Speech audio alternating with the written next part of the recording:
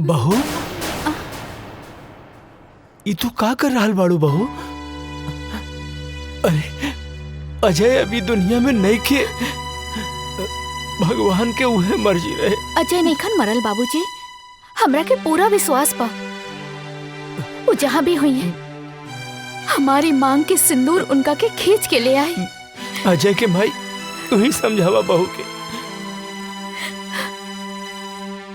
बेटी माजी, हमरा के विश्वास बा वो जिंदा हुए। हाँ बेटी, सब ठीक हो जाएगी। भगवान पे भरोसा रखा, सब ठीक हो जाएगी।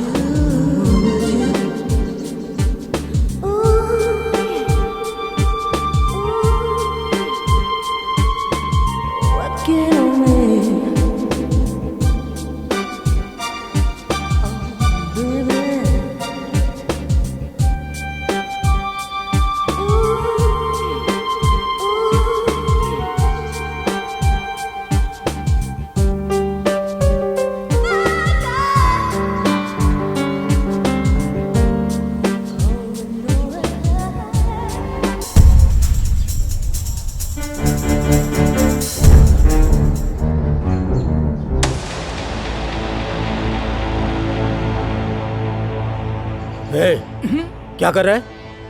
कुछ नहीं भाई। चल चल चल निकल।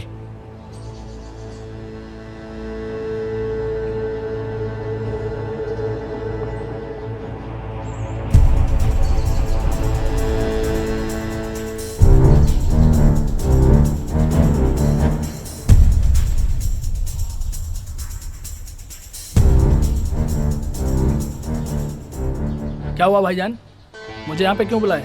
तू वहाँ क्या कर रहा था? अरे भाईजान मस्त छमिया थे, नज़ारे ले रहा था। तेरा दिमाग खराब हो गया क्या?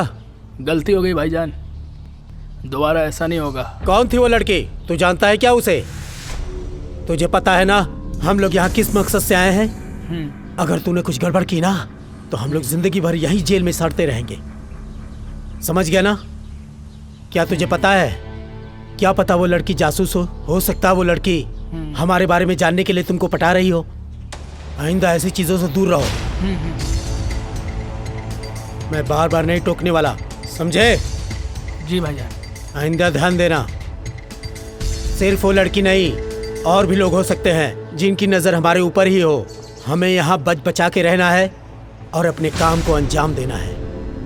किसी को भी भनक भी नहीं लगनी चाहिए कि हम कौन हैं और यहाँ पर क्या कर रहे हैं। जी भाईजान, जी भाईजान। समझे क्या? जी भाईजान। जाओ तुरंत होटल के कमरे में, तुम बाहर मत निकलना।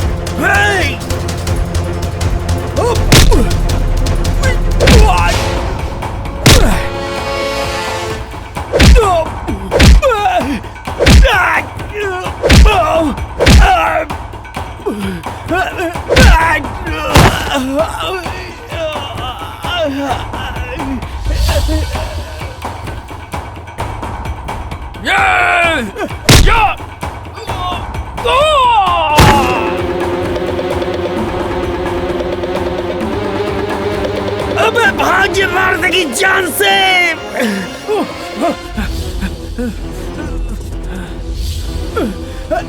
जल्दी भाग।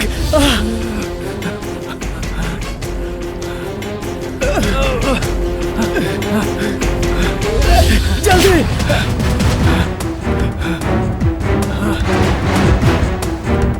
भाग,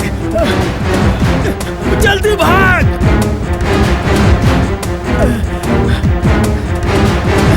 भाग जल्दी, अबे भाग।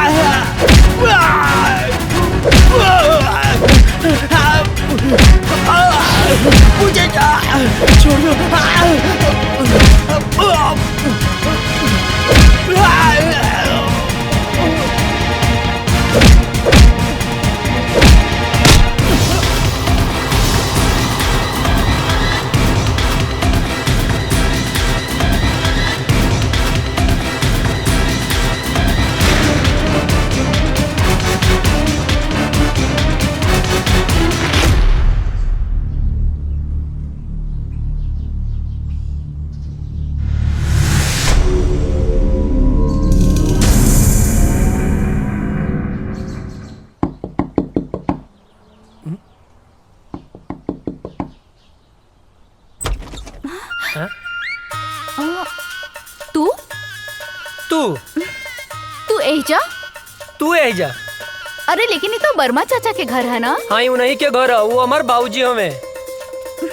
अच्छा ठीक बा। हे कर पिछले काहे? पहली दफे घरे आई लोग, दहिना पैर आगे बढ़ावा ना।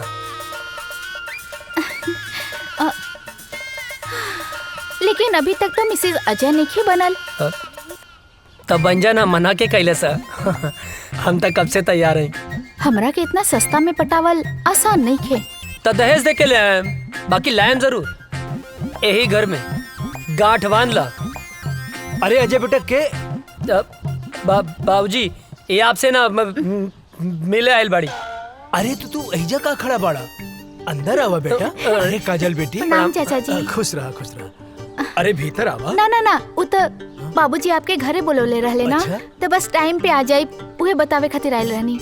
हाँ ठीक बा, आ जाए भाव। चल तनी, प्रणाम। खुश रहा। अरे रुका बेटी। हाँ अरे बुड़बक्के बाड़े का? हाँ बाबूजी। का कहले? अरे ना बाबूजी। हाँ हाँ ठीक बा, जाओ काजल का घरे छोड़ के आवा जाओ।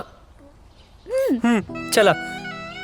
डरते तो हम अपने बाप से हैं। बाप ने परमिशन दे दिया तो क्या कहना। बैठा। चला। ये बच्चा मतीन कहाँ बैठल बाड़ू? जवान हो गई लू, जवान मतीन बैठा ना। ठीक से तो बैठल बानी। जवान हो गई लू, फीलिंग नहीं किया आवत का। ए तार ढेर ना होता का? लेके चले के बता, लेके चला ना तो हम जाता नहीं। ए देवता रिसिया मत यार, बैठा। हमार मतलब है कि ऐसे बैठा कि हमरो मजा आवे और गियर भी बदल जाए। ठीक बा, चला। Thank you.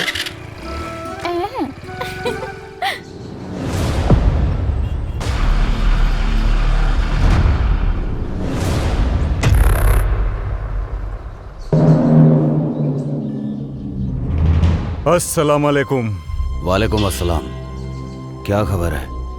सारी तैयारियां हो चुकी हैं जनाब। इस बार हम लोग चूकेंगे नहीं। बस आपके हुक्म की देरी है। हमारे सारे जवान तैयार हैं हिंदुस्तान के सैनिकों का सर धड़ से अलग करने के लिए। आमीन। जी जनाब। कोई गलती नहीं होनी चाहिए। जैसा आपका हुक्म, बस आपके हुक्म का इंतजार है हमें। ध्यान देना, इस बार मिशन में कोई खलल नहीं होनी चाहिए। जी जनाब। ऐसा कहर मचाओ कि हिंदुस्तानियों का रोम रोम कांप उठे। जी जनाब। धमाका ऐसा हो कि हिंदुस्तानियों की आने वाली 7 पीढ़ियां थर्रा उठें। उनकी हदें उनको याद दिलाओ। जी जनाब। और जाओ, मुनव्वर खान को भी ये इत्तला कर दो ताकि वो सारी तैयारियां शुरू कर सके। जाओ। जनाब, आपका हुक्म सर आंखों में।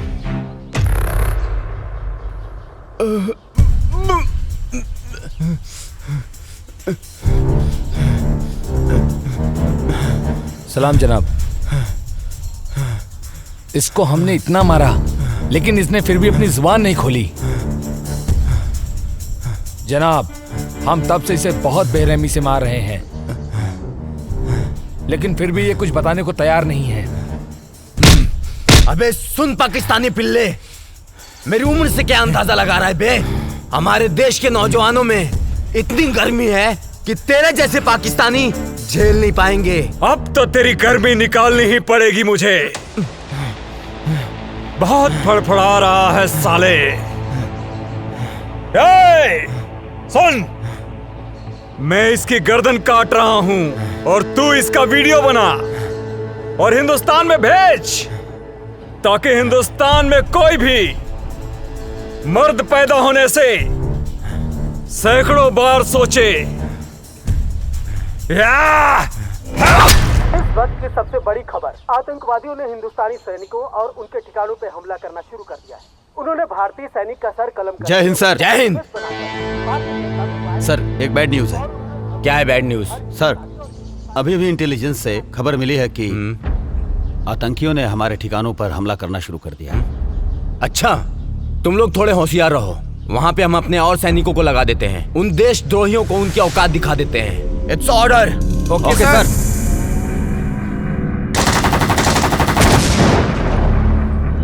इस वक्त का सबसे ताजा खबर, आतंकवादियों ने हिंदुस्तानी सैनिकों और उनके ठिकानों पर हमला करना शुरू कर दिया है। उन्होंने एक भारतीय सैनिक का सर कलम करके उसका एमएमएस बनाकर भारतीय जनता में वायरल कर दिया है और उन्होंने धमकी दी है कि हर हिंदुस्तानी और हिंदुस्तानी सैनिक का यही हाल करेंगे जब तक उन्हें उनका पूरा हक नहीं मिल जाता। सेना प्रमुख ने आर्मी को पूरी तरह अलर्ट रहने का आदेश दिया है। इस हमले का जिम्मेदार आतंकी संगठन प्रमुख अजहर पठान माना जाता है। अजहर पठान आतंकियों का मुख्य कमांडर है। जी हाँ दोस्तों, ये वही अजहर पठान है जिसका आज तक किसी ने चेहरा नहीं देखा है। देश दुनिया की सारी ताकतों ने इसे पकड़ने का पूरा जोर लगा दिया है लेकिन आज तक वो किसी के हाथ नहीं आया है। हाथ आने की बात तो दूर, किसी ने आज तक उसका चेहरा तक नहीं देखा है। सिर्फ लोगों में उसके नाम का खौफ है। अजहर पठान, अजहर पठान। अब देखते हैं हिंदुस्तानी सैनिक उनकी बुरी नजरों पर कैसे पानी फेरते हैं। आप बने रहिए हमारे साथ देश दुनिया की सारी खबरों के साथ।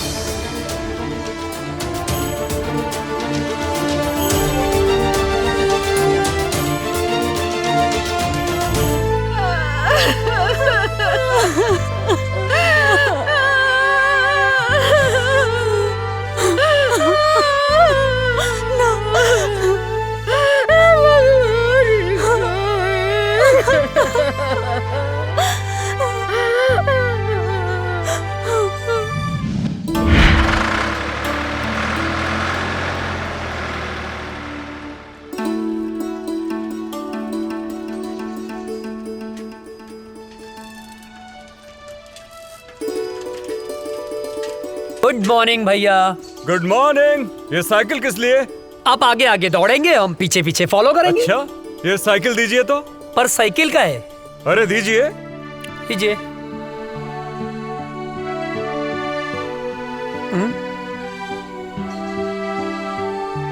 चश्मा दीजिए जरा। चश्मा पर काहे? अरे दीजिए। बुढ़ौती में जवानी सूझेला।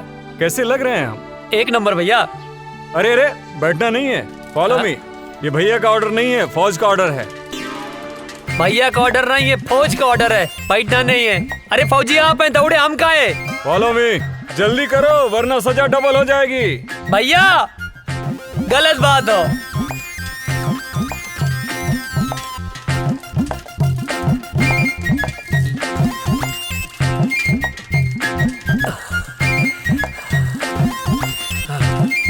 हम न दौड़ब,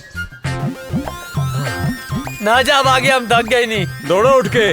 तू ही जा, हम ना जा। अरे उठ जा, क्या पता कब देश को तेरे जैसे जवान की जरूरत पड़ जाए। हमके देश के काम ना आवे क्यों, तू ही काम आवा। अरे पगले, शरीर में फुर्ती रहेगी, ताकत रहेगी तो कभी भी किसी भी समय किसी को भी झाड़ सकता है। गांव में हमसे केहू ना भिड़ेला, जे भिड़ेला पटक के चाप देला। हाँ। अच्छा ठीक है, उठ जा भाई, आओ बैठो। बेवकूफ कहीं का। लो चश्मा अपना दी, चल बैठ। हमार भैया।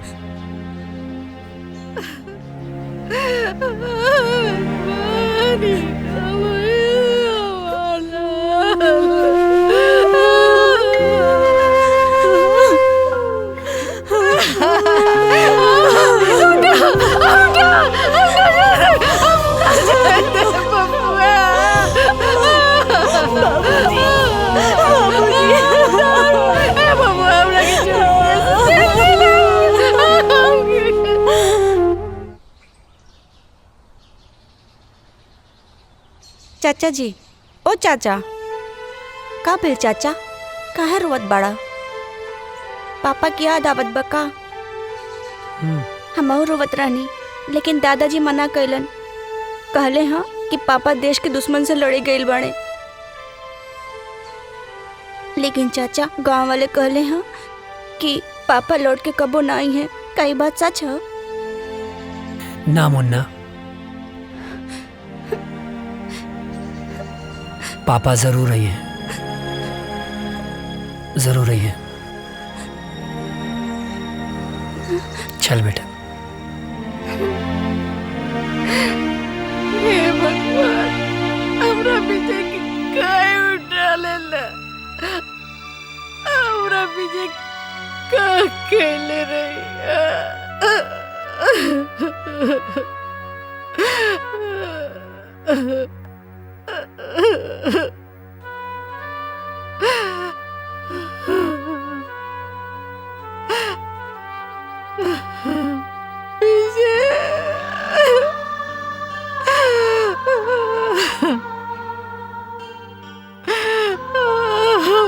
राम लखन की जड़ी टूट गई।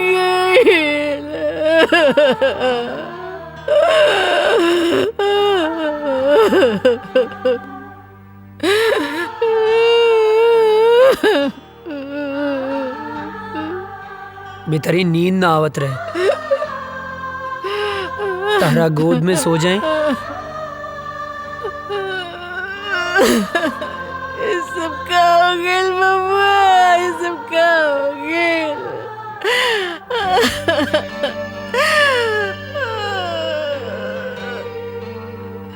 काय ऐसा होला? एक जमीन के टुकड़े खातिर भैया हमनी के छोड़ के ना गईले माई।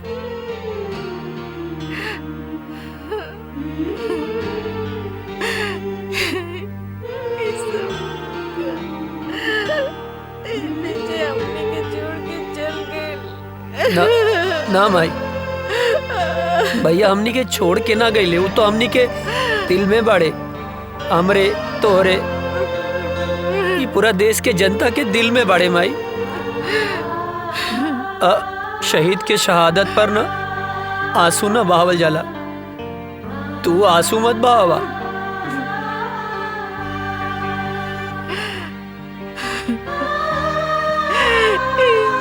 सब काय होला?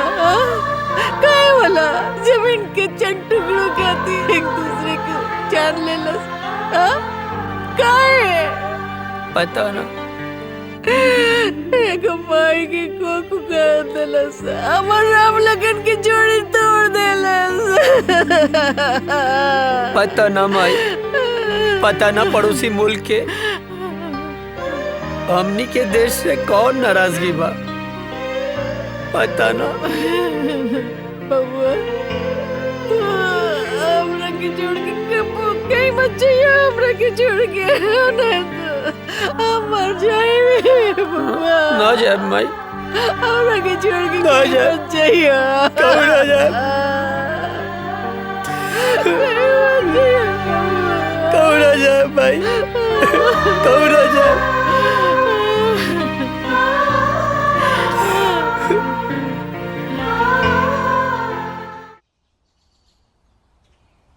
केहू बा चिट्ठी आयल हो, केहू बा चिट्ठी आयल हो, चिट्ठी आयल हो। हाँ आवतानी। हाय ली।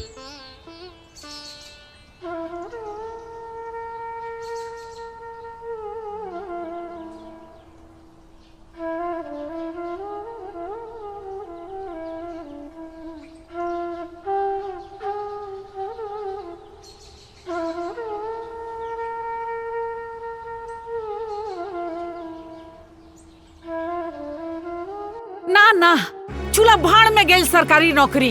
हाँ? एक बेटा तो शहीद हो गई, दूसरा बेटा के हम शहीद ना होके के देव। सरकार अपन नौकरी अपन पासे रखी, कह देता नहीं। हाँ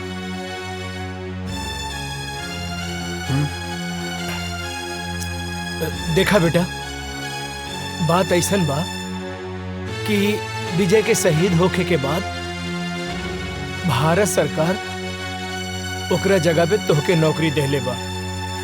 मगर हम नहीं के चाहत। हाँ विजय शहीद हो गई, ओकर नौकरी अजय के मिलल। अगर अजय शहीद हो जाई तो हम का करब? बोली। अजय के माई, तोहरा दूगो बेटा बा तब इतना सोच रहल बाड़ू। हाँ अजय करी पूरा दुनिया माई बा, वो का सोचत हुई है? बोला कहीं तहरा के भगवान 10 गो बेटा देले रहतन नु तो खुद हम भेज देती अपने भारत माता के रक्षा करे खातिर। बुझाइल? बात करा ताड़ू। माई बैठा। अरे बैठ। ए माई, बाबूजी ठीक कहा तारे। हमार मतलब है तू ठीक बोला तारो। तू केकर माई हवे बोल? बोले के पड़ी केकर माई है? तब बताओ ना केकर माई हवे। तोर माई है। आई धरती माई केकर माई हवे? हमरे नु ह। बाबूजी गलत कहाँ बोले? तोहरे रक्षा के जिम्मेदारी केकर है बाबूजी? तोहर। धरती माई के रक्षा की जिम्मेदारी केकर है? अरे तोहरे नु बा। माई मरब जी अब सब विधना के हाथ में है। और दुश्मन के लगे ऐसा कोनो गोली ना कि तेरा बेटा के सीना के पार कर जाओ। बिल्कुल। हाँ बिल्कुल ठीक। सोच मत, मार के आए मर के ना आए का बाबू? हाँ बिल्कुल ठीक। अब भूख लागल है, खाना देना। दे दा। देता नहीं। चलना।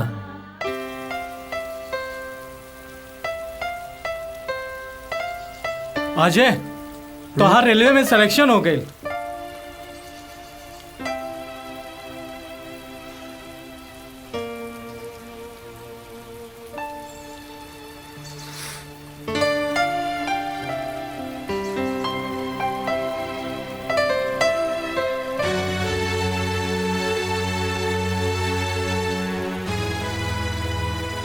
अब एकर कोनो मतलब ना।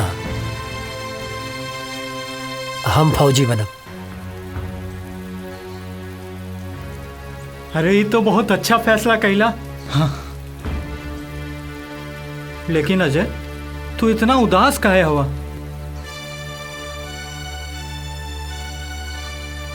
तोरा के विजय भैया के याद आवता ना? हाँ यार,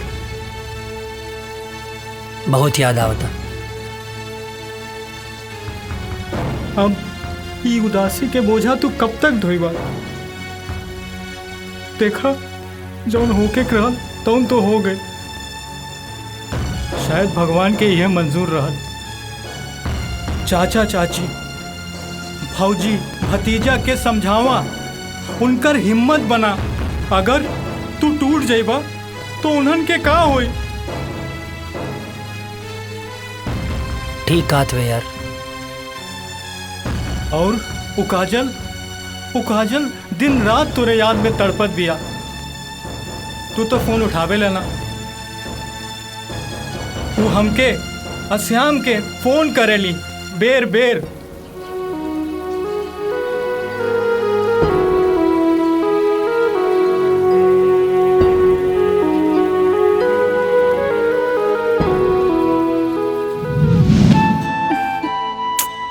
पता ना कहाँ रह गई ले। आवे तो बतावा तनी।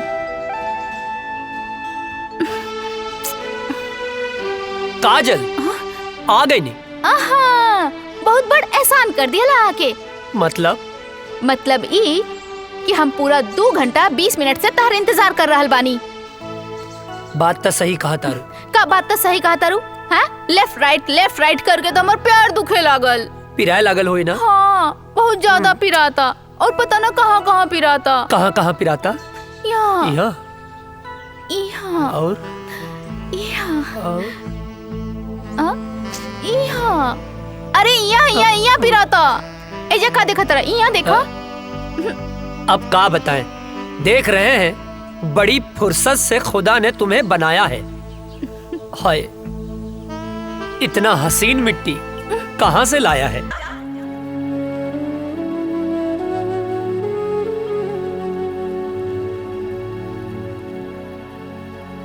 अजय, कहाँ खो गईला? कहीं ना। जाके एक बार काजल से भेंट कैला। ना करब।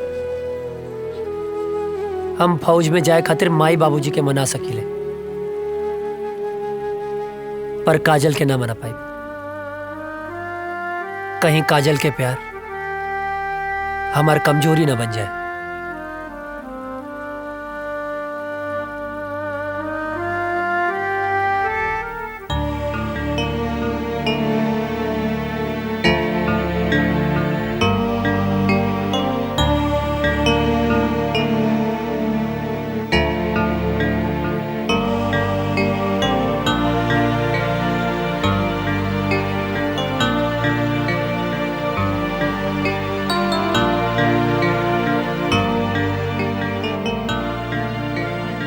बबुआ, एक बार विचार कर ला। हम माई है ना? हाँ, हम अपन मन के ना समझा पाता नहीं। विजय के सदमा तो हम बर्दाश्त कर लेनी, लेकिन तो के कुछ हो जाए तो हम ना बर्दाश्त कर सकब। तुमके तो खुश होके के चाहिए माई। हमके देश के सेवा करे के मौका मिलल बा। अब ऐसे ताक के ना हमके ब्लैकमेल मत करा। खुशी खुशी भेज ना यार।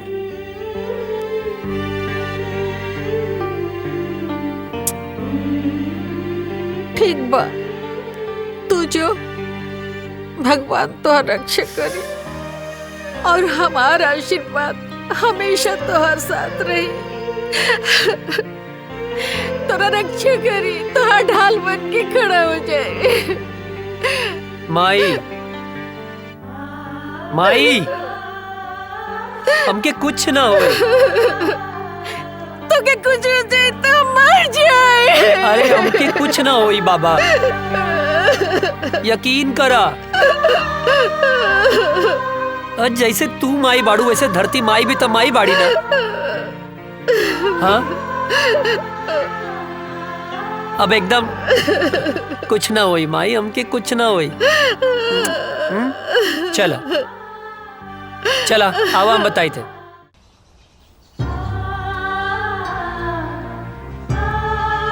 चला खुश रहें बाबू।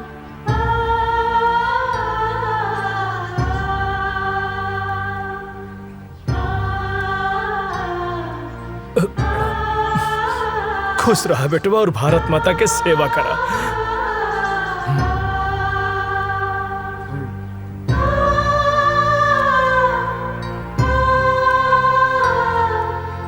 माई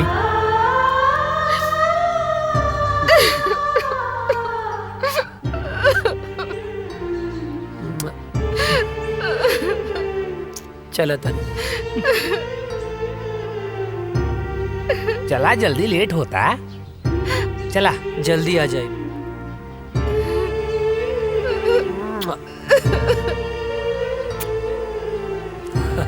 चला श्याम चला। चाचू जय हिंद।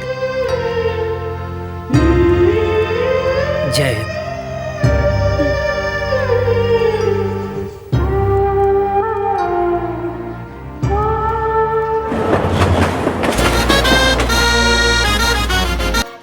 तुम्हारी ट्रेनिंग पूरी हो चुकी है। थैंक यू सर। और तुम्हारी पोस्टिंग भी वहीं की जा रही है जहां तुम्हारे भाई शहीद विजय वर्मा पोस्ट थे और आखिरी बार आतंकियों से लोहा लेते हुए शहीद हुए। अब तुम्हें देश की रक्षा के साथ साथ अपने भाई का भी बदला लेना है। Thank you sir, it's my pleasure sir. और मुझे पूरा यकीन है कि तुम भी पूरी जाबाजी और दिलेरी के साथ माँ भारती के दुश्मनों को उनकी औकात बताओगे सर। और हाँ, ड्यूटी ज्वाइन करने से पहले छुट्टी दी जाती है। जाओ अपनी फैमिली के साथ एंजॉय करो। Thank you sir, thank you so much सर।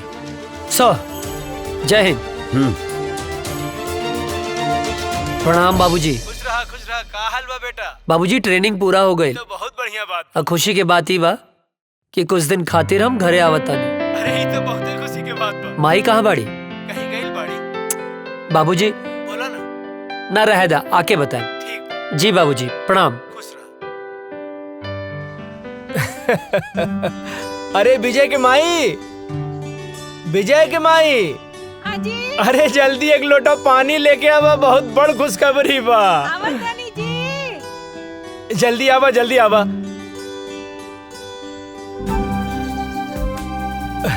अरे लावा लावा। का खुशखबरी बाजी? अरे रुका भाई,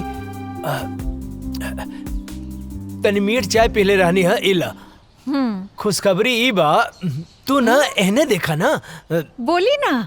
हमारा अजय के ट्रेनिंग खत्म हो गई और काले वहाँ से आ रहल बा। भगवान, ये तो बहुत ही अच्छा खबर बाजी। बानू अब तू जा, अब बढ़िया बढ़िया हमरा बेटा खातिर आज से बनावे के तैयारी कर दा खाए खातिर। जा तनी हमऊ खाए। सुन लो, देखा कितना खुश हो गई।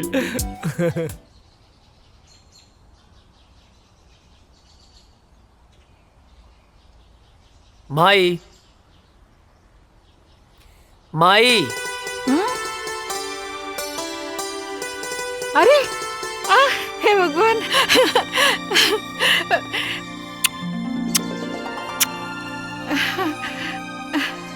अरे अरे ये का एकदम सुखा कैसे गेल बड़ा? वहाँ कोनो प्रॉब्लम रहेगा? हाँ माई, बहुत बड़ प्रॉब्लम रहे। कहा? जॉन पराठवा तू हमरा खातिर भेजत रहलू ना, वो हमार दुष्ट सूबेदार रस्तवे में खा लेत रहे। हट बदमाश। अरे हमार शेर बेटा आ गई। वाह। अरे अजय के माई, खुश रहा खुश रहा। हाँ बेटा, हमार शेर आ गई। अजय के माई। हाँ जी। चीता के जाने लू? वो का होला? वो होला सबसे दूबर। हाँ? बाकी एक बात सुन ला, सबसे आगे उहे रहेला, जैसे कि हमार बेटा। चाचा हमारा खातिर कर ले लह। तोहरे लिए। श्याम। हाँ दे। इला। अरे भाई, हम पाकिस्तानी ना ही, सब पाकिस्तानी लोग का का दाय करिए कर हा। पप्पी। अभी ना इधर। एहर भी। हाय शाबाश। इले। इतना सा तहु तो इतना सा बाड़े। जब बड़ हो जाइबे ऐसन वर्दी पा जाई त तोहरो के बड़गन मिल जाई। का बाबूजी? एकदम बिल्कुल ठीक। जा खेला। जब बना गाँव के शेर तू। और बाबूजी आप ठीक बानी ना? हाँ। अरे यार, राजा दशरथ और कौशल्या माता और राम की मिलाप हो गई है तब तो चल के कुछ काम काज कर लिहल जाओ भाई साहब। ई का बगत रहे छोटन? हाँ चाचा, कुछ काम है ना जो यार अजय। का काम? आप काहे मारत अरे रहा? चाची कुछ जरूरी। पर आज कौन काम है? हाँ मैं इधर आता नहीं, हमारा कैसा मालूम बा कि तू इधर आता तोरा कैसा मालूम बा? हाँ मत ढेर बोला मत। हम कहते चला चला चला, रुक जा। अरे भाई चला, ड्रेस चेंज तक कर ले ना। अरे चाचा जी रे जब बता ना कौन काम रहे रे, कौन काम?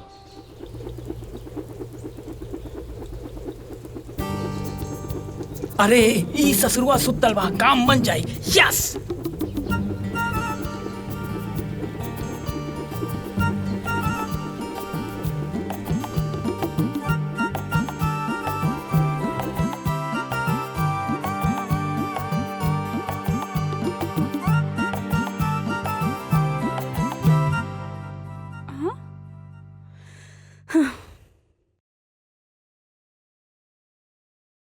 हे भगवान, कितना अच्छा सा झाड़ू लगावत हनी, फिर भी पता नहीं कहाँ से कागज आ जाता।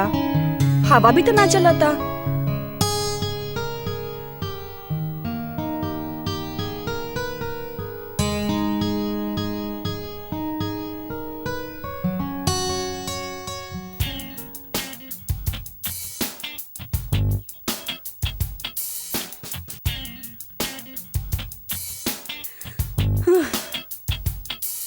ई कहाँ से आ जाता?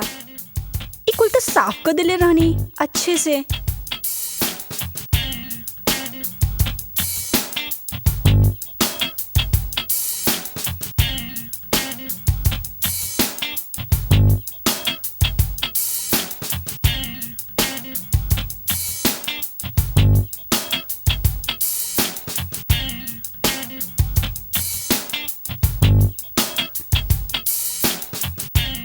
अरे रे, हम बानी हम। तू काहे हमारे घर में चोर खाने घुस गइल बाड़ा? चोरी से? अरे हम तो सीना जोरी से आयल बानी हो, तो हाल बाबूजी से हाथ मांगे आयल बानी। अच्छा ते ई कूड़ा काहे फैलावत अड़ा? तू समझल करा। धत तू बड़ा ऊ बड़ा। लागे तो हमार जादू तोरा पे चल गइल बा हो। जब ऐसे पीछे पड़बर राजा तब जादू चलिए जाई। हमके यही दिन के बहुत दिन से इंतजार रहल। अरे कविता, कहाँ मारू? अरे जल्दी से एक गिलास पानी तो लेके आवा बेटा। बोल ना। अरे अच्छा यार छूट जाते हैं। कहाँ? हाँ ठीक है, हम गमला में छूट जाए। हाँ। अरे कविता, कहाँ बाड़ू? अरे हम काहे छुपे? अरे हम तो तोहर बाबूजी से तोहर हाथ न मांगे आइल बानी। धीरे धीरे बाबूजी जाग गई बड़े। अच्छा एक तरह हाथ मंगवा ना तब बाबूजी हम दोनों जाने के काटती हैं। अरे बिटिया का करे तारू, जल्दी ले आओ पानी। तू चिंता ना करा, हम तोहर बाबूजी के समझा ना ले। हाँ अच्छा बाबूजी के समझा ले बा। अरे बात के समझो। एगो आदमी ना घर में घुस आइल रहे और बाबूजी ओकरा के ना मार मार के आज वो टूटल टांग लेके बाजारे में भीख मांगता। का बात करा तू? हाँ। टूटल टांग? अरे हम भीख ना मांगा। सुना हमके कहीं छुपा देना। कहीं छुपा दे। हे भगवान बचा लिया हमको, कुछ नहीं करा हम। हे भगवान। अरे बेटा कविता, कहाँ रह गईलू? इली बाबूजी आगे नहीं। का बिटिया, काहे इतना देर लगा देलू पानी लावे में? अरे बाबूजी गिलास धोवत रहनी है। अरे बाप रे, इतना सुंदर लड़की के ऐसा राक्षस ऐसा बाप। हे भगवान बचा लिया। अरे हम 100 किलो के लड्डू चढ़ा दे, प्लीज हमके बचा लिया। हमारे हाथ पे टूटे वाला बा। हम भगवान हम कबो पीछा नहीं करब। भगवान बचा लाना। हम जिंदा हमके बचा लो भगवान बचा लो।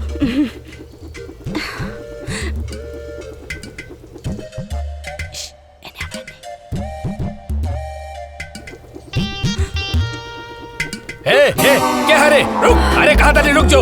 अरे कहाँ भागा था, रुक। अरे कहाँ तानी रुक जो। अरे के बड़ा, अरे कहाँ जाबे भाग के, रुक जो। बाप रे पकड़ ले। कहाँ भाग? अरे तोर इतना हिम्मत? हाँ मेरा घर में घुस गई ले। तोर इतना हिम्मत? हमके माफ कर दे। चल तोहरा क्या भैया हम तो से का कहत रही ना। हमके दांते कटलस। हे भगवान कल्याण की रक्षा करी हो, आपका करी। रुका, कहाँ भाग के जाइबा तू? रुक जो, हम तोरा के छोड़म ना। कहाँ भाग के जेबे? रुक, बताओ तानी।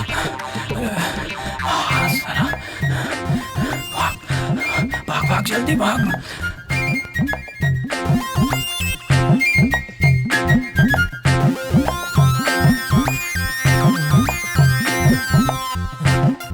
लगता भाग गए।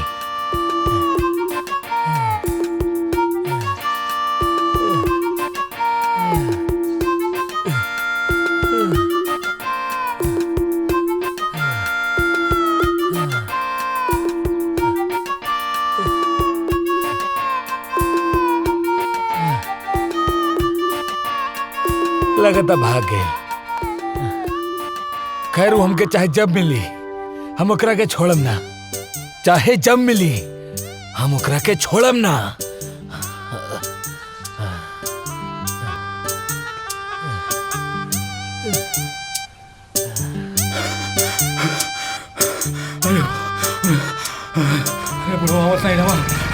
अरे रुक बे, कहाँ थे बे तुम? तुम्हारे चक्कर में हम सारा गांव घूम लिए बे। अरे राम, कहानी बाद में बताए, पहले घर चलो। पहले बताओ कहाँ थे बे, नहीं तो चढ़ा देंगे। अरे यार चला ना यार। चवन्नी मुस्की। अरे यार चल ना यार। इन्हें से काहे निकले बे? तो यार चल बे यार यहाँ से। चल। आया बताओ, बच गई ली। जय हो भगवान। आज छोड़ दिए बे, आगे नहीं छोड़ेंगे। पसीना छुड़ा। ओ गोरे गलिया वाली से, तिरछी अखियां वाली से, नैना चार हो गइल। का बताई तो से यरवा रे। मार खाने से बच गए बेटा आज तुम, वरना लात जूता मुंह का हाथ सब पड़ जाता। गोरी गलिया वाली से, तिरछी अखियां वाली से, नैना चार हो गइल। का बताई है का भाई?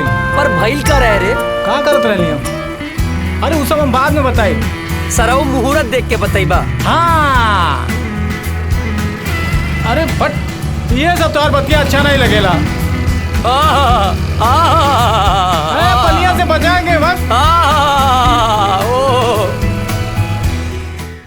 का बताई तो से यरवारे, हमरा प्यार हो गए। तो बताओ ना, मारत काहे बाड़े? चुप कर, खाना खाइबे? हाँ। ए माई, दू जगह खाना लेके आओ, हमरे साथे बुक्कड़ भी आइल बा। हाँ। फेमस हो गई ले बे। अच्छा। हाँ, हाथ धो ले।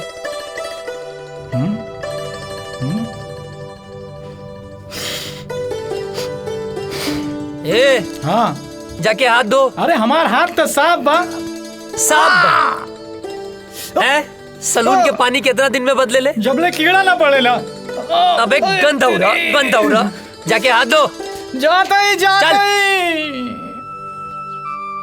एक बार कुकुर के पूंछ सीधा हो सकेले, बाकी तू ना। इला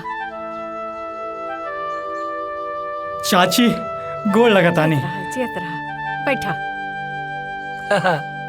खा।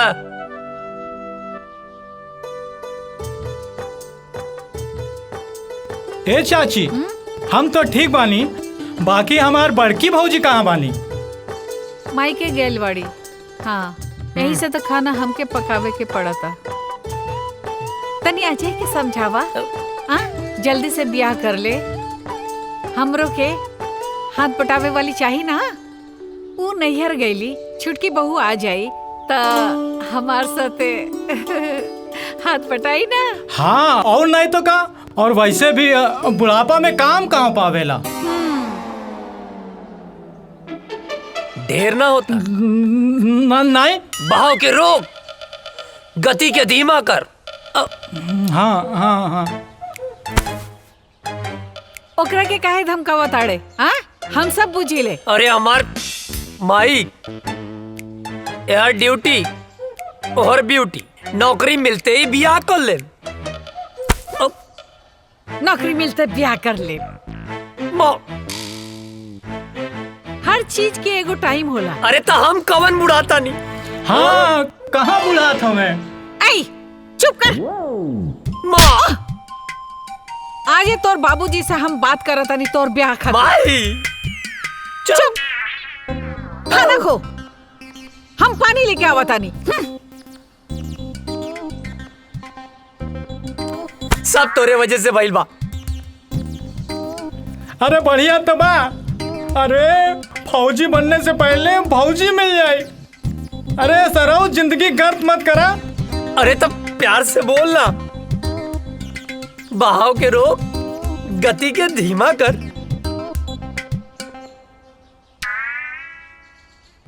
अरे यार तुहार तो ब्याह हो जाए, हम तो साला झलवे बजाते रह जाए।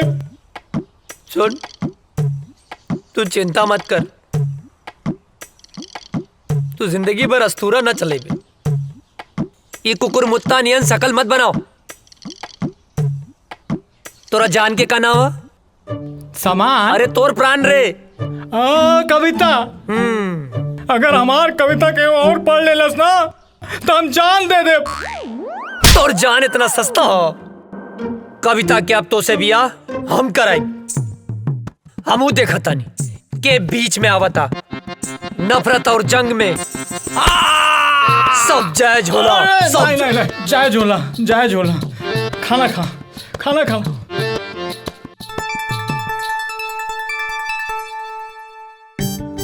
तू चिंता मत करिए। हाँ नहीं करम, हम एकदम चिंता नहीं करम। माई, अरे पानी देना यार। सुना बिटिया, हाँ बाबूजी। हम जाता नहीं कुछ काम से। हाँ थोड़ा ध्यान रखिए। हाँ ठीक बा बाबूजी।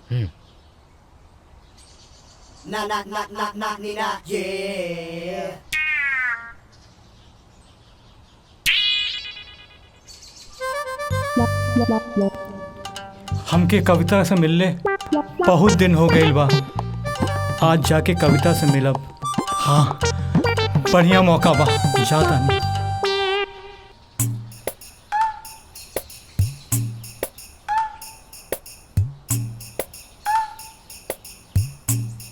तू इतना दिन बाद? कविता, ये बात सही बा। हम तोहार बाबूजी से डराइला, लेकिन यो बात सच बा कि हम तोहरे बिना जी ना सकेंगे। आज हम एगो फैसला कर ले बानी कि हम जियब चाहे मरब, लेकिन ब्याह तोहरे संगे करब।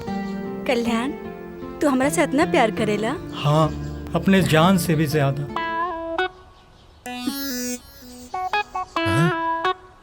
तोहरा के जान ही देवे के पड़ी।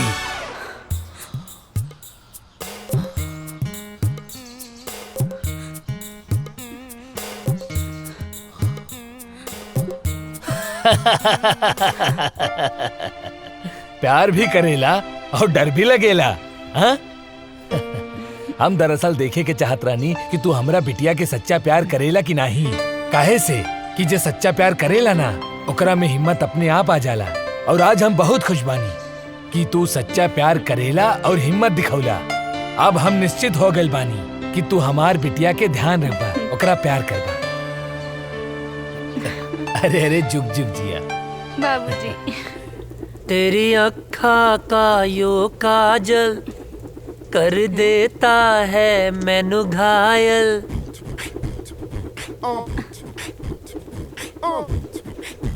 कहा रे, हेने आओ।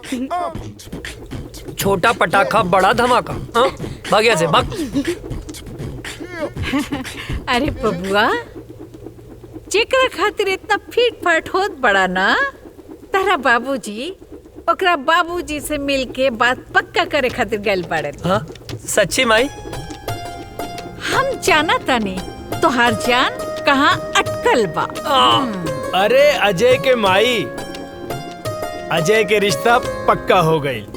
हाँ, अब सुना तू एक बात कान खोल के सुन ला।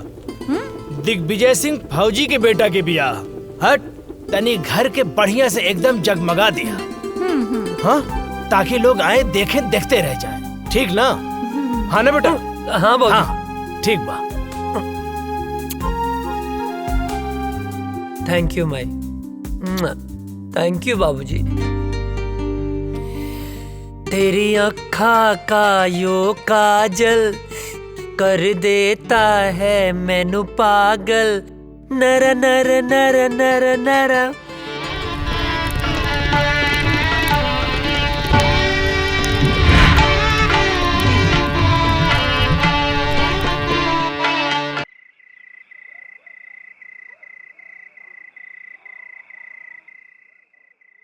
अजय, अजय, ए काजल, का भइल, काहे रोवत तारू? तारा के लेवे खातिर कुछ जवान लोग आइल बड़े। वो काहे बदे?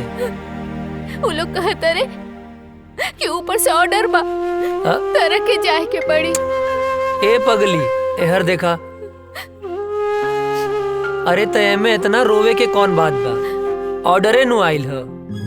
हम फौजी हैं, जब जब ऑर्डर आई हमके देश के रक्षा खातिर जाए के पड़ी। आई तो हमार फर्ज है। तो हम का हैं? का हमरा खातिर तार कोनो फर्ज नहीं खे? देखा काजल, देश से अपन तुलना मत करा। एक जवान के लिए पहला फर्ज होकर यह रहेला कि वो पहले अपने देश की रक्षा करे। तू हमार प्राण हो, तुम्हार हर सांस हमरे सांस में बसेला। एहर देखा, हमार ताकत बना, कमजोरी मत बना। बनबू ना? हंसा, जाके हमार वर्दी ले आवा।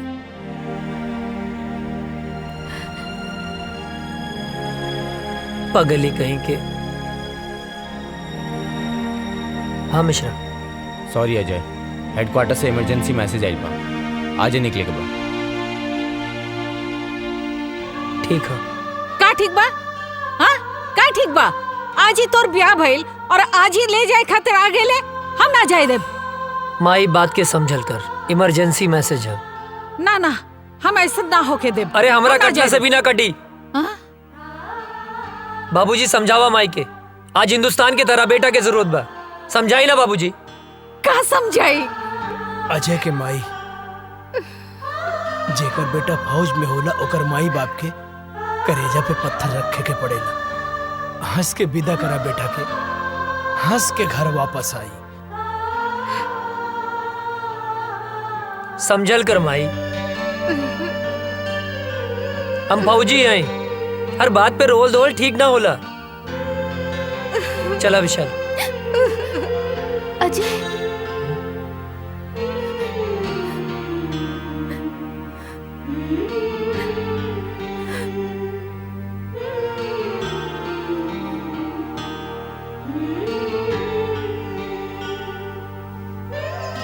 जल्दी आए। अपन ख्याल रखिए। तू माई रोवा मत, माई बाबूजी के ख्याल रखिए।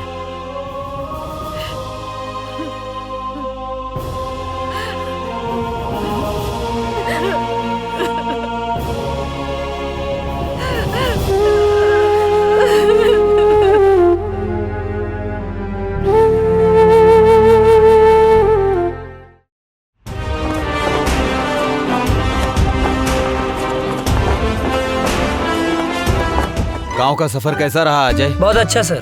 माँ और बाबूजी सब ठीक हैं? एकदम बढ़िया सर। चलो ठीक है, साइन करो और आज से ड्यूटी ज्वाइन। सर।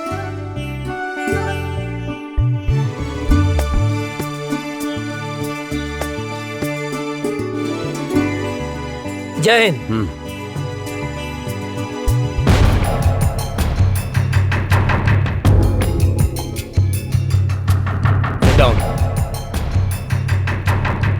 सर, अचानक इमरजेंसी मीटिंग बुलाने का मकसद? अभी अभी गुप्त सूत्रों से पता चला है कि ये पाकिस्तानी आतंकवादी हमारे देश के खिलाफ साजिश कर रहे हैं। सर, वो घुस चुके हैं तो पकड़े भी जाएंगे सर। और वो एक बड़े प्लान के साथ गुजरात, राजस्थान और कश्मीर के भीड़ भाड़ वाले इलाके में बमबारी करने वाले हैं। बहुत जल्द वो लोग उस प्लान को अंजाम देने वाले हैं। वो किसी भी हद तक जा सकते हैं। जी और आश्चर्य की बात यह है कि हमारे देश के ही कुछ लोग उनकी हेल्प कर रहे हैं। हमें चौकन्ना रहना होगा। वो हमारे देश के किसी भी कोने में हमला कर सकते हैं, तो हमें उन्हें किसी भी प्रकार से रोकना होगा। अजय सर, तुम पूरी तरह से अभी अलर्ट हो जाओ। सर। राम सिंह, तुम ऐसा करो, सीमा से सटे जंगल के इलाके में बटालियन के लिए सारी व्यवस्था उपलब्ध कराओ। जय हिंद सर।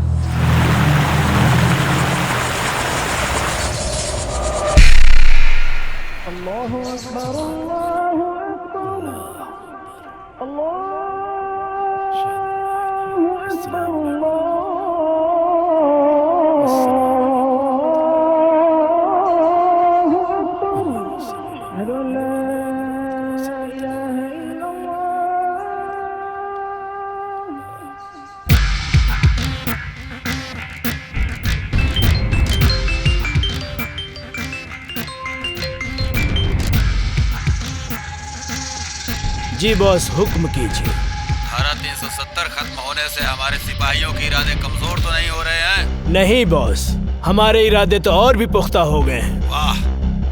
कश्मीर हमारा था, हमारा है, हमारा ही रहेगा। इंशाअल्लाह। इंशाअल्लाह। आगाज तो उन्होंने किया था, खत्म हम करेंगे। बहुत खूब, आमीन।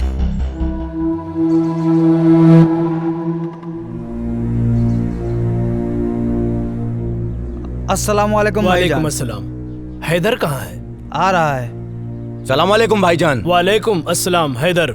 हाँ भाईजान। क्या हाल समाचार है? आर्मी में एक नया नौजवान ऑफिसर आया है, अजय वर्मा। ये वही विजय वर्मा का छोटा भाई है। विजय वर्मा भी आया था हमारे मंसूबे पर पानी फेरने के लिए। उसको तो हमने जहन्नुम में पहुंचा दिया। लग रहा है इसको भी इसके भाई के पास पहुंचाना पड़ेगा। अरे हम लोगों का तो बस एक ही मिशन है, कश्मीर की आजादी और पूरे हिंदुस्तान की बर्बादी। और इन हिंदुस्तानियों को हमारी ताकत का एहसास होना चाहिए। कश्मीर पाकिस्तान का पाक हिस्सा था जो हमसे धोखे से छीन लिया। हमारे शरीर में खून नहीं, बारूद है, बारूद। जो हमसे टकराएगा उसके चिथड़े चिथड़े उड़ जाएंगे। हमारे जीने का मकसद है कश्मीर की आजादी। नारे तकबीर, अल्लाहू अकबर, नारे तकबीर, अल्लाहू अकबर, नारे तकबीर, अल्लाहू अकबर।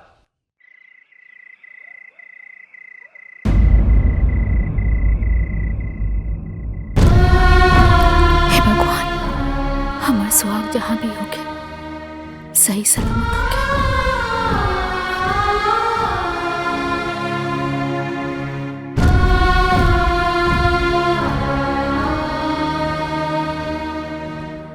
हे देवी मैया, हमारे बेटा की हिम्मत और हौसला दी।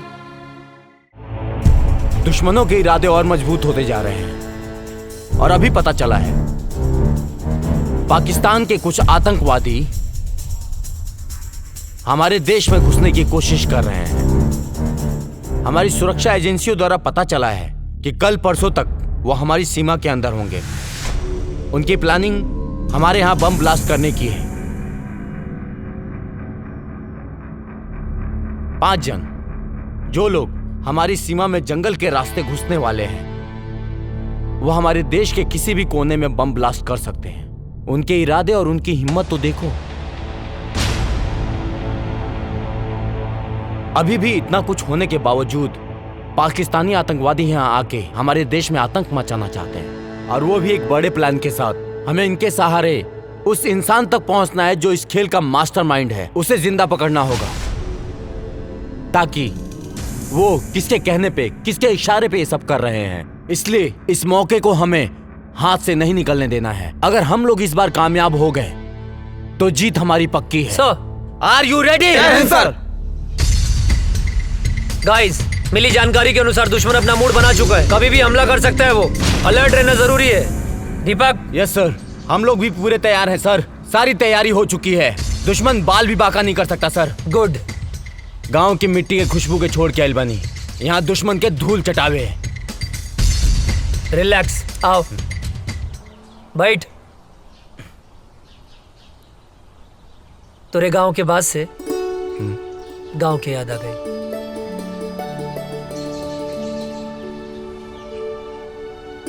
भाभी के फोटो है का?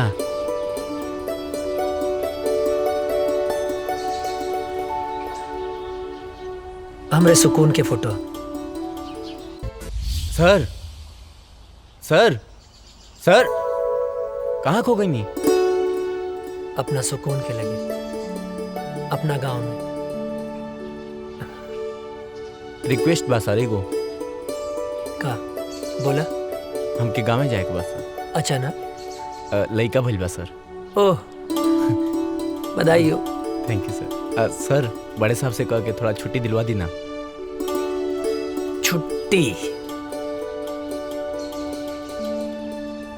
मिल जाए तो की छुट्टी। खुश? मुनव्वर, अब बॉर्डर क्रॉस करने का वक्त आ गया है। हिंदुस्तान की सीमा में घुसने के बाद के सारे इंतजाम हो चुके हैं। बस तुम्हें बॉर्डर क्रॉस करते वक्त सावधानी बरतनी होगी। चारों तरफ हिंदुस्तानी सैनिक गश्त करते रहेंगे।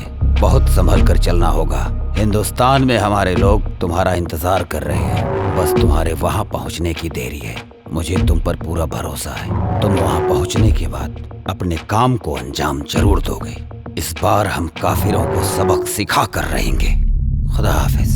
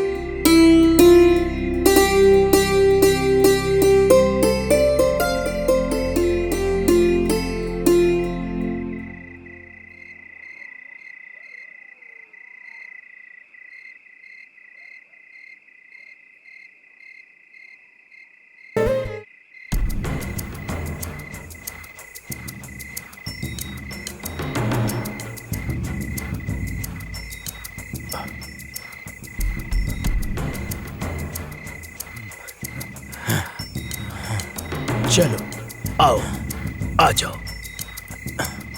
यहाँ से 5 किलोमीटर दूर हमारे लिए गाड़ी खड़ी है। यहाँ से वहां तक जाना है और कुछ दिन हिंदुस्तान में रुकना है। हम अपने मिशन को कामयाब बनाएंगे, समझे?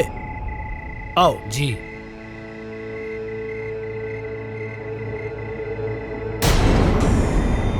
इस तरफ से आ जाओ।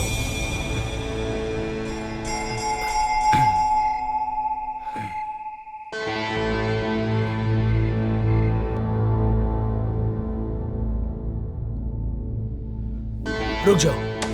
अब यहां से ना 500 मीटर दूर हिंदुस्तान की सीमा शुरू हो रही है। हमारी सीमा यहीं खत्म होती है और वहां पे हमारे लोग हैं। वहां जाने के बाद हम अपने लोगों के साथ मिल जाएंगे। आप लोगों को संभल कर चलना है, धीरे से, ठीक है? चलो, एकदम सबको चौकन्ना रहना है क्योंकि यहाँ पर सैनिक गश्त हमेशा करते हैं। जी जनाब। सबकी नजरों से बचते बचते हमें आराम से धीरे धीरे चलना है, ठीक है? अब चलो।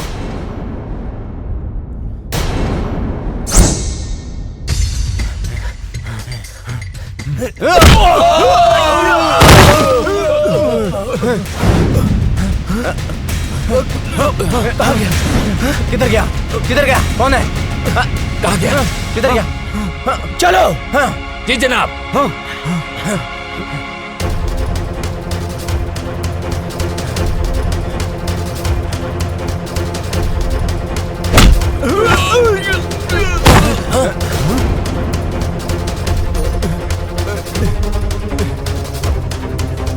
चलो चलो चलो चलो हम अपनी सीमा में चलते हैं। आओ आओ जल्दी।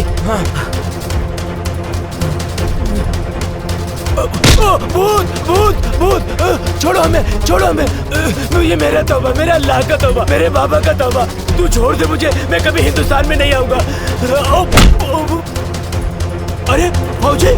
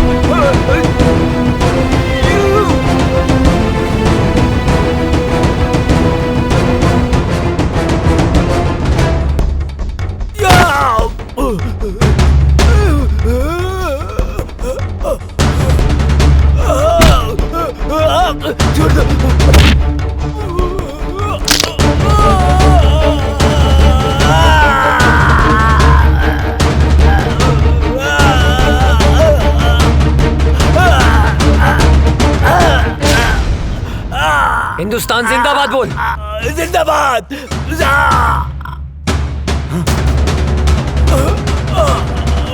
ना तुम लोगों का ईमान है ना तुम लोगों का धर्म।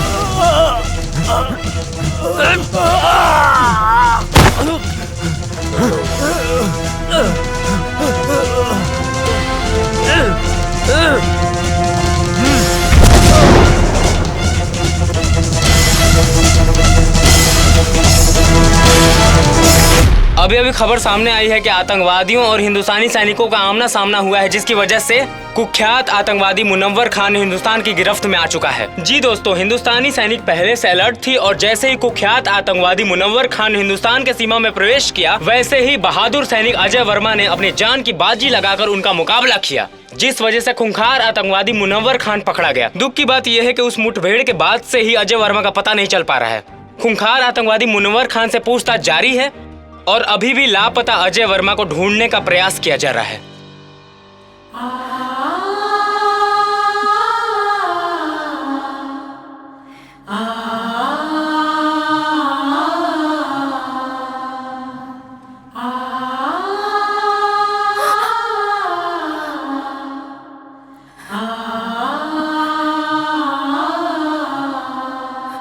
हे भगवान, हम सुहाग की रक्षा करिए। एक दिल दहला देने वाली खबर सामने आई है, अजय वर्मा शहीद हो चुके हैं। जी हाँ, सेना प्रमुख के द्वारा बयान जारी किया गया है कि मुनव्वर खान के साथ मुठभेड़ में ब्लास्ट हुआ था, जिसके बाद से ही अजय वर्मा का कोई पता नहीं चल पा रहा है। ब्लास्ट की जगह से कुछ सामान बरामद हुए हैं, जो सामान अजय वर्मा का बताया जा रहा है। इसी से अनुमान लगाया जा रहा है कि अजय वर्मा शहीद हो चुके हैं। इससे पहले आतंकवादियों के द्वारा मुठभेड़ में अजय वर्मा के बड़े भाई भी शहीद हो चुके थे। अजय वर्मा को ढूंढने की बहुत कोशिश की गई, लेकिन कुछ पता नहीं चल पा रहा है। ब्लास्ट वाली जगह से अजय वर्मा के कुछ सामान मिले हैं, जिससे ये अनुमान लगाया जा रहा है कि अजय वर्मा शहीद हो चुके हैं। आप लोगों को एक जानकारी और दे दूं, कुछ ही दिन पहले आतंकवादियों के द्वारा हुए हमले में अजय वर्मा के बड़े भाई शहीद हो चुके थे। अब अजय वर्मा की इस खबर से पूरा देश शोक में डूबा हुआ है।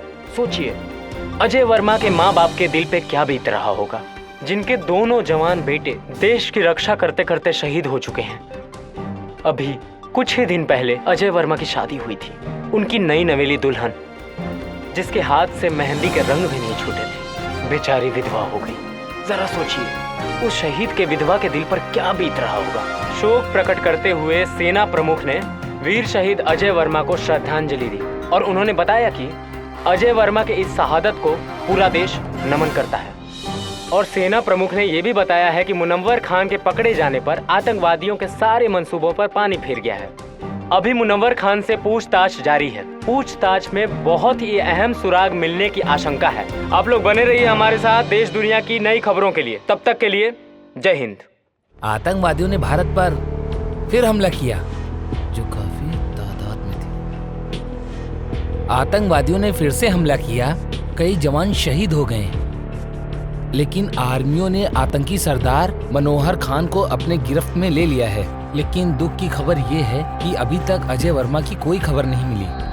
बम के धमाके को देखते हुए ये अंदाजा लगाया जा रहा है कि देश के लिए लड़ते लड़ते वो शहीद हो गए। दिग्विजय भैया के बड़ लड़का पहले ही शहीद हो गए रहल। अजय ही रहल परिवार के आधार, वो शहीद हो गई। अब उनके परिवार पे का बीती। दिग्विजय भैया के दिल पे पहाड़ टूट गई। मिल गई शांति, मिल गई शांति ना। हम पहले मना करत रहनी कि हमरा बेटवा के ना भेजी, मगर हमार केहू बात मानी तब ना।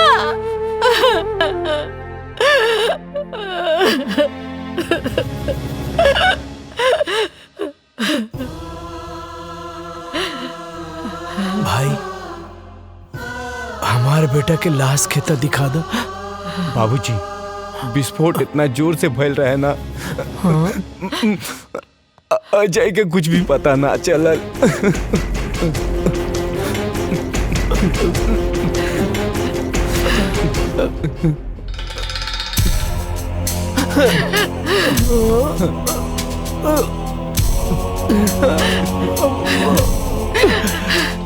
मिल गई शांति, मिल गई ना।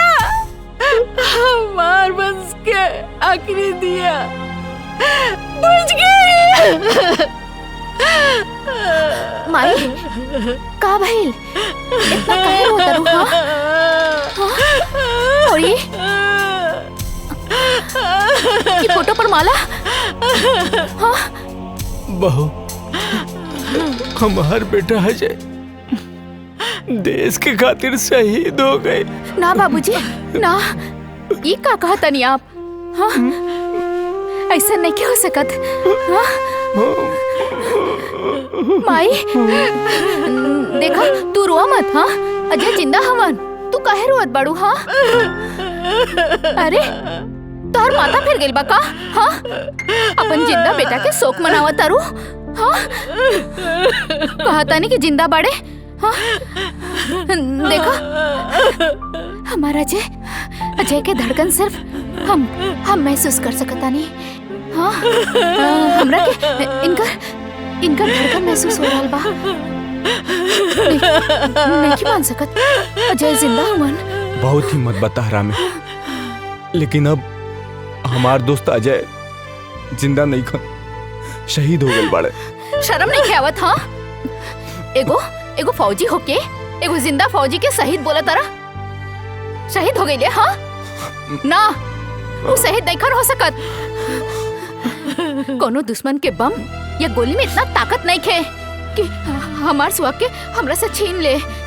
हाँ माई देखा, तू रोआ मत। हाँ देखा, तू शांत हो जा। हाँ, अजय है, जिंदा हुए अजय, जिंदा हुए, जिंदा बड़े। हाँ,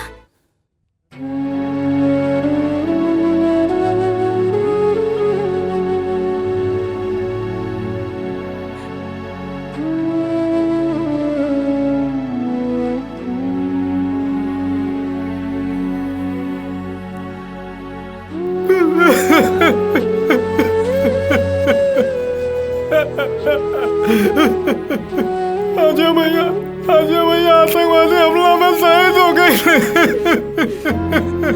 कल्याण मत रो, काहे कि ये भगवान के मंजूर रहे। भगवान इतना निर्दयी कैसे हो सकेले? चाची रो रो के पागल हो रहे मालिक। और काजल मौजी के तुम पता ही नहीं भाई कि उनके सुहाग गुजर गई। भगवान इतना निर्दयी कैसे हो सकेले? कैसे हो सकेले? अरे श्याम क्या करता ना? श्याम, अरे अंधेरा में कौन पढ़ाई करता ना बेटा? ए श्याम, अरे मचिसिया में ना काजनी कहाँ धैले बा।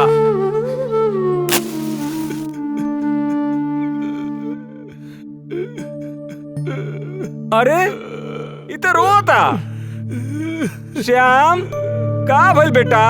काहे रोता बेटा? का भइल? का भइल का? वो अजय बोलत रहे कि आतंकवादी हम तोहरा के ना छोड़ब, तो ओकरा के ना छोड़े के चाहत रहे ना, तो हमके काहे जोड़ के चल गइल?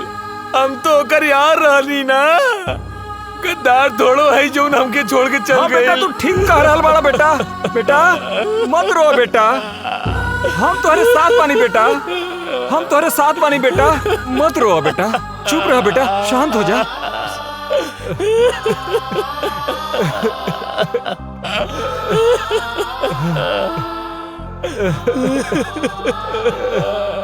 चुप हो जा बेटा, चुप हो जा बेटा, बेटा चुप हो जा बेटा, चुप रहा बेटा, चुप हो जा बेटा।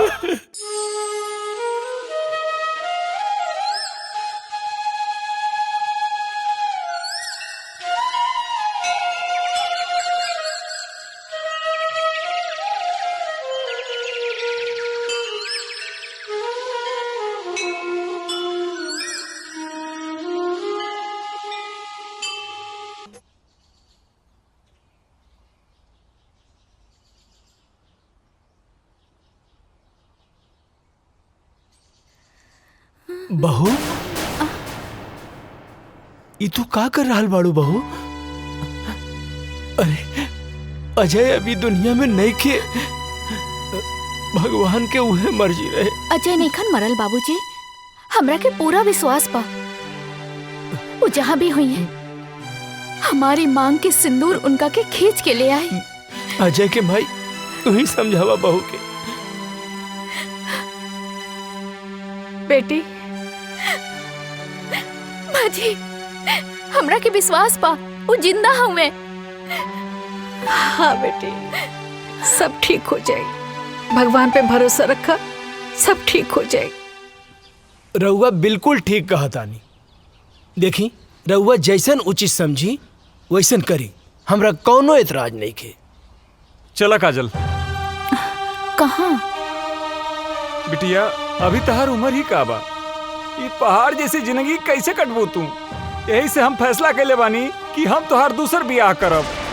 सुना बहू, बाबूजी के कहल तू मान ला, अभी तो बहुत जिंदगी पड़ल बा।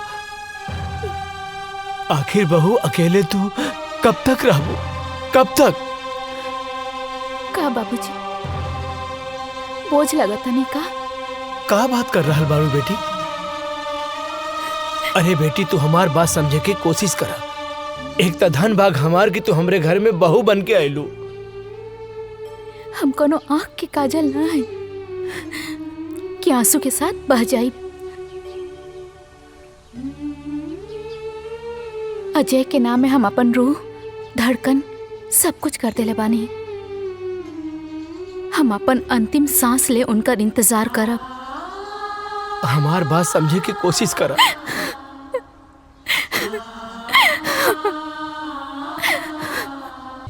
मुनव्वर खान, सच सच बता, बता कौन है तेरा बॉस और कहां कहां तुम लोग की प्लानिंग है ब्लास्ट करने की? तू ऐसे नहीं बताएगा, लगता है तुम्हें हिंदुस्तानी आर्मी का पावर दिखाना पड़ेगा।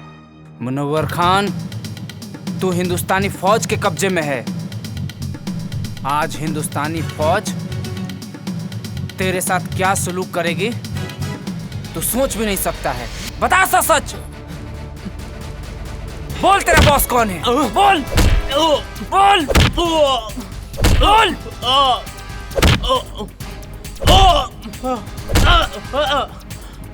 बोल कौन है बॉस तेरा? ए फौजी, तू ना चाहे मेरी जान ले लेगा ना तो अभी नहीं बता सकता मैं, समझा? मैं कुछ नहीं बता सकता, मैं मर जाऊंगा लेकिन नहीं बता सकता, समझा? तू ऐसे नहीं मानेगा, तुझे 3rd डिग्री देना ही पड़ेगा। बोल कौन है बॉस तेरा और क्या मकसद है तुम लोगों का? नहीं बता सकता। चल। जुबैर, फोन लाओ।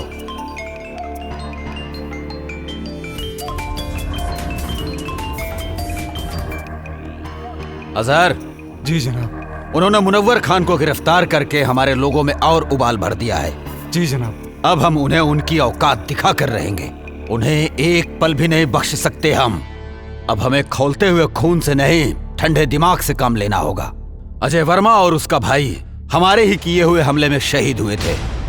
जी जनाब। दोनों भाई हिंदुस्तान और हिंदुस्तानी मीडिया के लिए हीरो हैं। अब हमें लोगों के इस इमोशन को अपना हथियार बनाकर मुनव्वर खान को छुड़ाना पड़ेगा। जी जनाब। हम उसकी माँ को किडनैप करके पाकिस्तान लाएंगे और फिर हिंदुस्तान की फौज और सरकार को जी जनाब अपनी इज्जत बचाने के लिए मुनव्वर खान को छोड़ना ही पड़ेगा, नहीं तो लोग सड़कों पर आ जाएंगे। सलाम अलैकुम।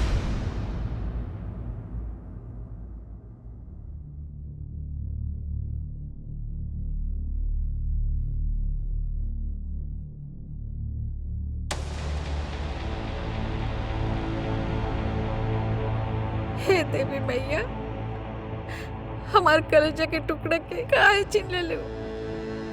ओकरा बिना कैसे जिए, ओकरा बिना हम कैसे जिए तानी माई। हम मर जाए, अब हम मर जाए। हाँ, हमरा लाल के साथ का कहलू, ओकरा के कुछ कैसे हो गल मैया। तू तो पूरा संसार के माता बड़ो, तू तो जाने लू। ओकरा बिना काजल कैसे रही माई। हमरा परिवार के पुकार तो तू सुन सकेलू ना माई। हाँ, तू तो जाने लो, ओकरे बिना हम ना रह सकब। ओकरे के कुछ कैसे हो गए। हम मर जाए, हम मर जाए, हम ओकरे बिना ना रह सकब। हमार बच्चे के लौटा दी माई। तू तो माई बड़ू, हमो माई है। हमार दिल के टुकड़े के लौटा दी।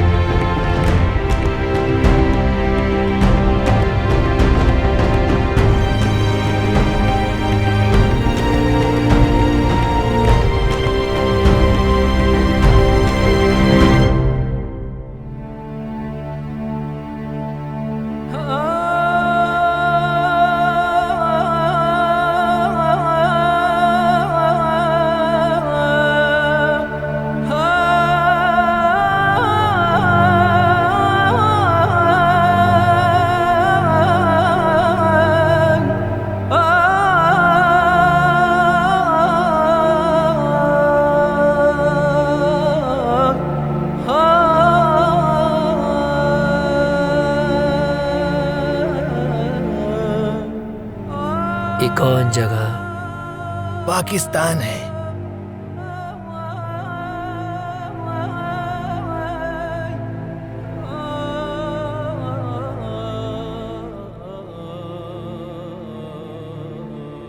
हम यहाँ कैसे हैं? कल मैं जंगल गया हुआ था तो वहां पर मैंने देखा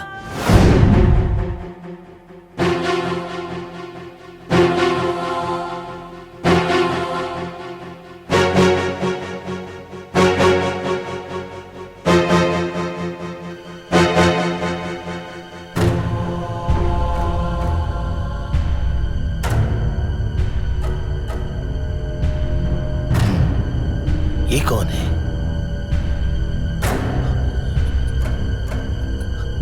ये तो ऐसा लगता है जैसे हिंदुस्तानी है। ये फौजी लगता है।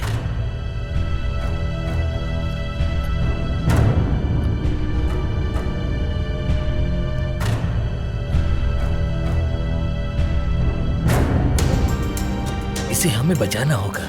अगर किसी ने देख लिया तो प्रॉब्लम हो जाएगी।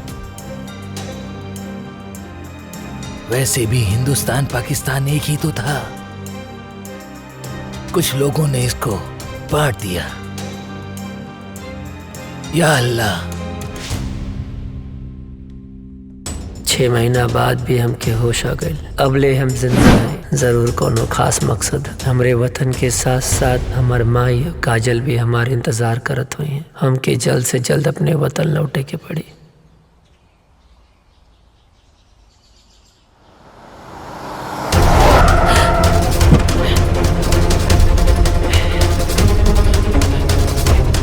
बुढ़िया चला। अरे हमरा के कहे पकड़ा था। अरे छोड़ा। हम का कहीं नहीं। हमरा के ले जाता रहा। अरे चल गाड़ी में चल। अरे छोड़ा। हम बोला था छोड़ा। ठीक ना क्या होई? छोड़ दो हमरा के। अरे हम बोला था हमरा के छोड़। चुपचाप बैठ। गाड़ी चला। अरे छोड़ा हमरा के। हमरा क्या के हो? अरे क्या है? बता रहे हमरा के छोड़ा। चुप कर। बेहोश करेगा। अरे क्या करेगा? चुप कर।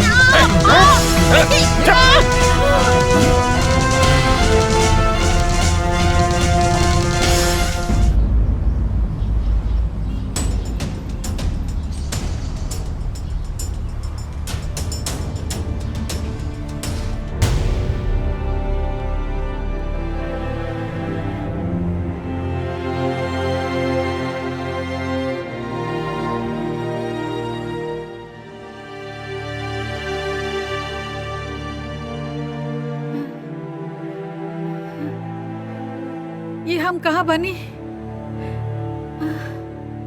हम ये जब बानल काहे बनी? अरे क्यों बा? अरे हमरा के बचावा। हमरा के यहाँ से छुड़ा के ले जावा हो। हे भगवान हमरा के छुड़ावा। अरे हमरा के बचावा इन लोगन से।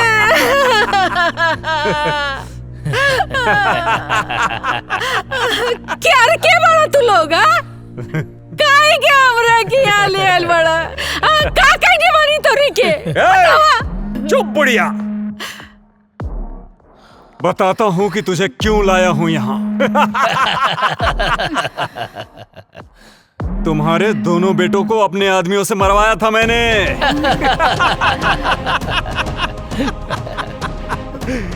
सुन, तुझे मैं किस लिए लाया हूँ वो मैं तुझे बताता हूँ।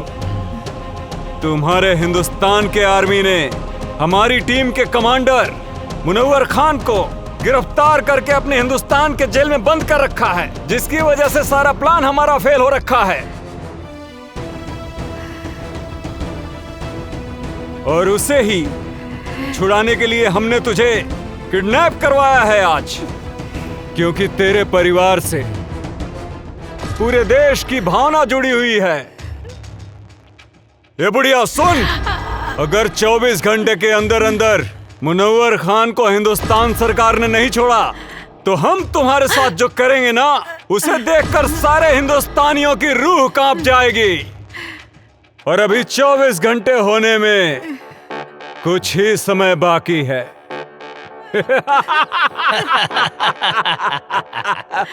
इधर वक्त खत्म हुआ और तुम्हारा वीडियो वायरल।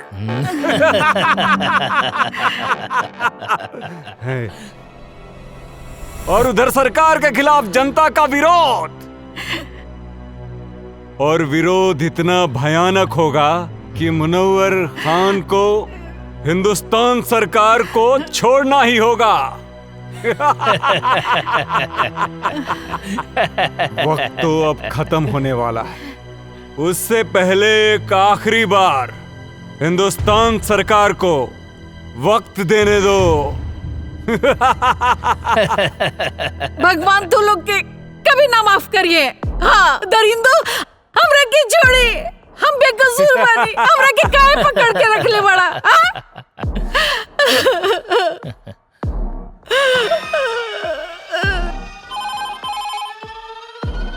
हेलो, कौन? कैप्टन, क्या हुआ? कब छोड़ रहे हो मुनव्वर खान को? वक्त का ख्याल करो। तुम्हारे पास अब सिर्फ 30 मिनट बचे हुए हैं। और सुन,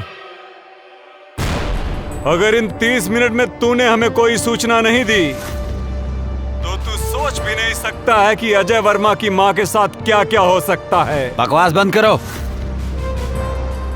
क्या सबूत है कि शहीद अजय वर्मा की मां तुम्हारे कब्जे में है? ले सुन, हमरी खातिर कोनो समझौता मत करिए। और हाँ, मैं आखिरी बार बता रहा हूँ, वो वीडियो तेरे हिंदुस्तान की पूरी मीडिया में वायरल कर दूंगा मैं।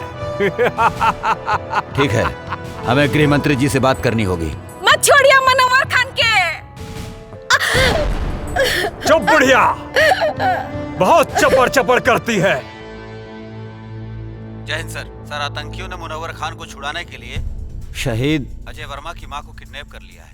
जल्दी एक्शन लेना पड़ेगा सर। जब तक मैं न कहूं कोई कदम मत उठाना। ओके सर। इस मसले का हल सोच समझ के करना पड़ेगा। और हाँ, इसकी जानकारी लीक नहीं होनी चाहिए। मेरे अगले कॉल आने तक का इंतजार करो। ओके सर। जय हिंद सर। हेलो अजहर, क्या खबर है? जी हुजूर। हिंदुस्तानी फौज कब रिहा कर रही है मुनव्वर को? जनाब, अभी कोई खबर नहीं आई है मुनव्वर खान को छूटने की। फिक्र मत करो, खबर जरूर आएगी, क्योंकि वो बुढ़िया हमारे कब्जे में है। इस बुढ़िया को हम लोगों ने बांध के रखा है। अगर मुनव्वर खान को नहीं छोड़ा तो हम लोग आगे की कार्रवाई शुरू करेंगे। बहुत खूब, सारे सिपाहियों को चौकन्ना रखो, बस हम भी वहाँ पहुँच ही रहे। हमें आपका इंतजार है।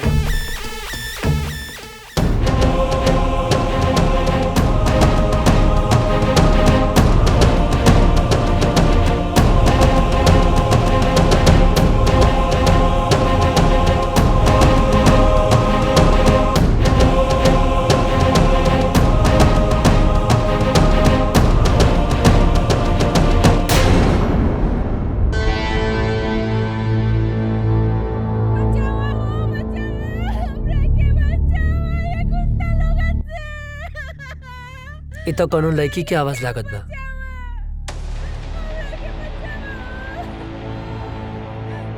ना, हमें चक्कर में ना पड़ सकीला, न तो ये लोग के पता चल जाए कि हम इंडियन हैं। लागत है ज्यादा मुसीबत में बाड़ी। का करी भगवान?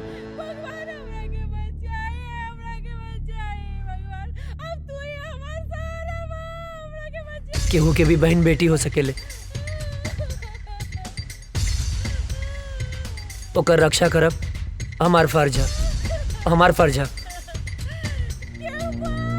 हमरा मदद करी, हमरा के बचाए। इतना माई बाड़ी, हमरा के बांध के रखल बा, हमरा के बचाए।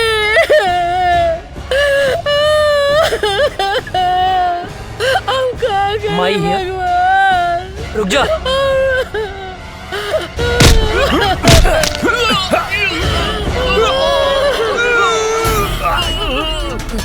अजय! अजय! बाबा जिंदा बना! हे भगवान! क्या लगलो?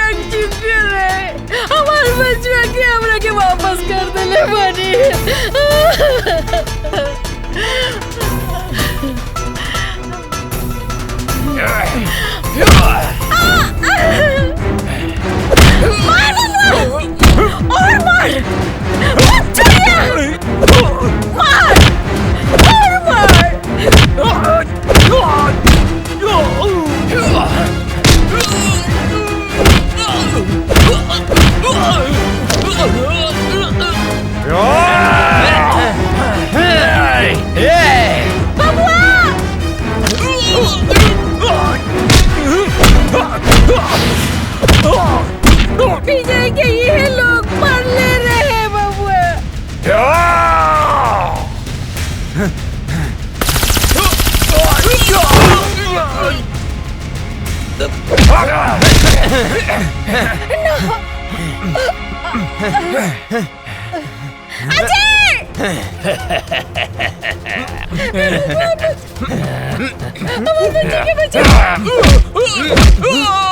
छोड़िए, हम एक फौजी के माई हाई। मार बेटा, इन्हीं के छोड़िए मत। कूद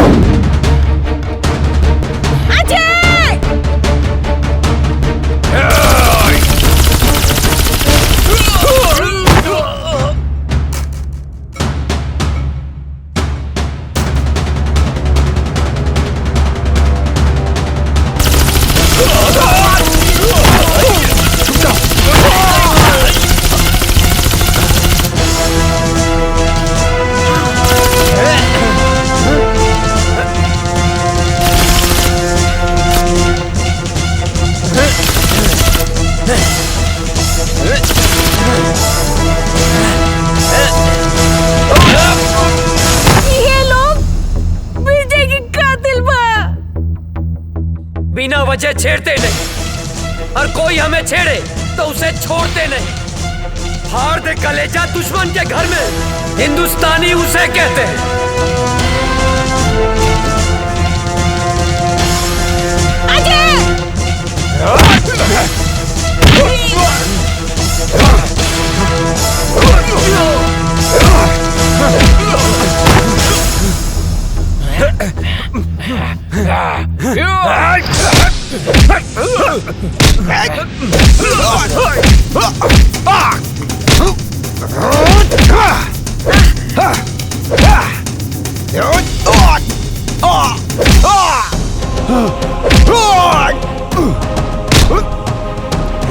जब हम तुम्हें नहीं छेड़ते तो तुम क्यों छेड़ते हो?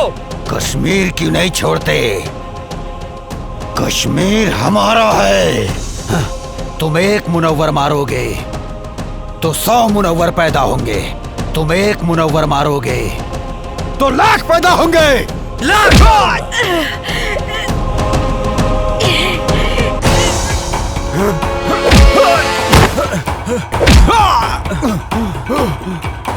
भेजे में शांति से बात घुसती नहीं है क्या?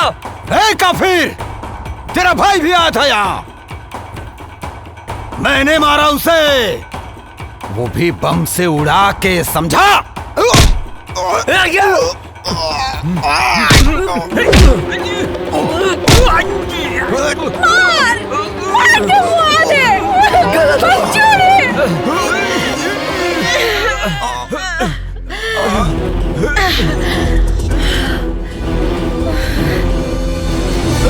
तुझे क्या लगा मेरे भाई को मार के सांस बंद कर दूंगा तेरी, जान ले लूंगा तेरी।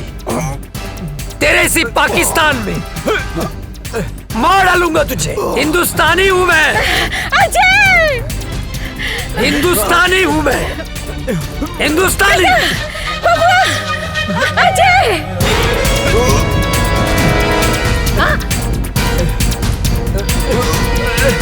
बेटा!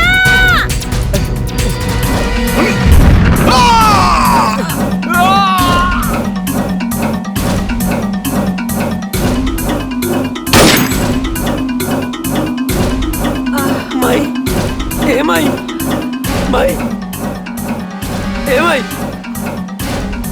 ए माई उठना, देखना तोर बेटा आ गया माई। ए माई उठना माई, आँख खोलना। हाँ माई, अजय तोर बेटा। अजय बेटा, हम काले रानी ना के हम आ जाए, देख आ गए नीना। कहाँ रहला माई के छोड़ के इतना दिन? गलती हो गई माई, गलती हो गई। जाना था ना, तोहर बाबूजी, काजल बिटिया, तोहर भाभी, तोहर भतीजिया चिंटू, यहाँ तक कि पूरा गांव हमार बबुआ के हमारा अजय के इंतजार करत रही। बेटा तू हमने के छोड़ के कहाँ गई? कहीं न जाए माई।